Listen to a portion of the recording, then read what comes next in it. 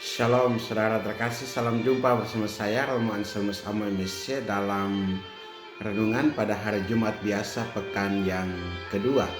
Hari ini juga adalah hari terakhir dalam doa pekan doa sedunia untuk persatuan seluruh umat Kristiani. Semoga Anda dalam keadaan baik dan sehat selalu.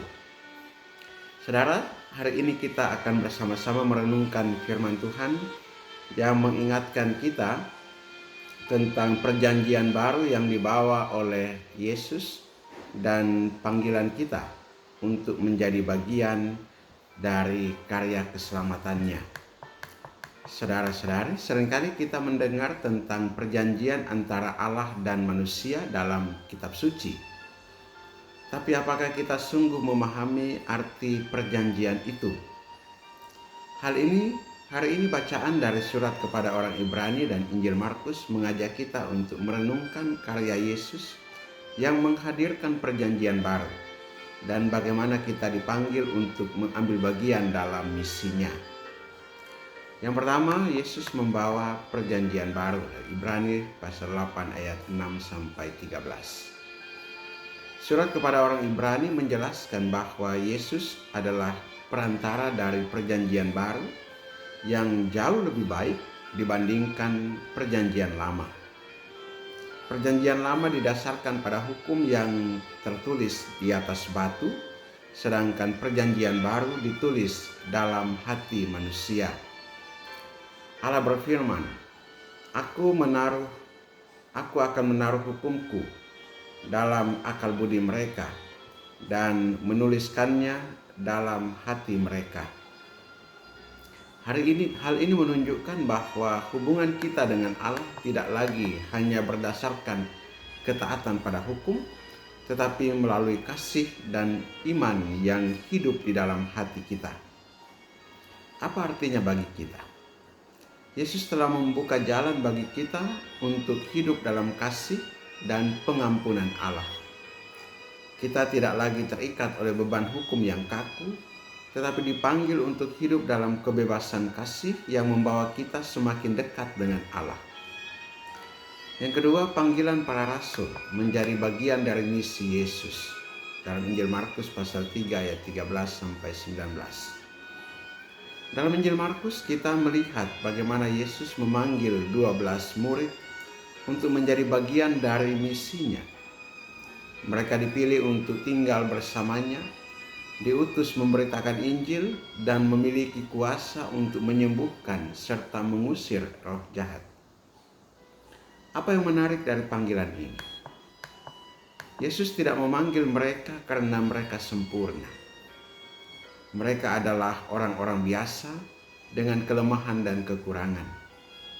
Tetapi Yesus memilih mereka, mempersiapkan mereka, dan mengutus mereka untuk melanjutkan karya keselamatannya. Sebagai murid Yesus, kita juga dipanggil untuk tinggal bersama Yesus, belajar darinya, dan membawa kasih-Nya ke dunia. Dari kedua bacaan ini, kita diajak untuk merenungkan dan menerapkan beberapa hal dalam hidup kita. Yang pertama, hidup dalam perjanjian baru. Perjanjian baru yang dibawa Yesus adalah perjanjian kasih dan pengampunan. Mari kita menghidupi kasih itu dengan membuka hati kita kepada Allah dan sesama. Jangan hanya mematuhi aturan, tetapi lakukanlah segalanya dalam kasih. Yang kedua, menanggapi panggilan Tuhan. Seperti para rasul, kita juga dipanggil untuk menjadi saksi Kristus di dunia. Meskipun kita memiliki kelemahan, Tuhan tetap ingin memakai kita untuk menjadi perpanjangan tangannya dalam membawa kabar baik dan kasih kepada orang lain. Yang ketiga, tinggal bersama Yesus. Para murid dipanggil pertama-tama untuk tinggal bersama Yesus sebelum diutus. Begitu juga kita sebelum kita melayani atau berkarya, penting untuk membangun hubungan yang erat dengan Yesus melalui doa, ekaristi, dan membaca sabdanya. Dan yang keempat, menjadi pembawa kasih dan pengampunan. Yesus memanggil kita untuk memberitakan Injil melalui tindakan kasih dan belas kasih. Mari kita menjadi saksi kasih Kristus di keluarga, tempat kerja, dan komunitas kita. Saudara-saudari terkasih, Yesus telah membawa perjanjian baru yang memberikan pengampunan dan kasih kepada kita semua. Dia juga memanggil kita seperti para rasul untuk menjadi bagian dari karya keselamatannya. Mari kita tanggapi panggilan itu dengan penuh iman dan kasih. Mari kita berdoa. Tuhan Yesus, terima kasih karena Engkau telah membawa perjanjian baru yang penuh kasih dan pengampunan. Ajarlah kami untuk hidup seturut kehendak-Mu, menjawab panggilan-Mu, dan menjadi saksi kasih-Mu di tengah dunia ini. Engkau yang hidup dan berkuasa bersama Bapa dalam persatuan dengan Roh Kudus Allah sepanjang segala masa. Amin. Saudara, terima kasih telah menyaksikan renungan ini. Anda dapat membagikannya kepada saudara-saudari yang membutuhkan. Anda juga kalau belum subscribe, silahkan subscribe channel ini agar mendapatkan update renungan ini setiap hari. Bagi yang mau berkomentar, silahkan menulis di kolom komentar pengalaman iman atau apresiasi. Perkataan yang mau kuasa turun dan tinggal atas saudaraku dalam nama Bapa dan Putra dan Roh Kudus. Amin.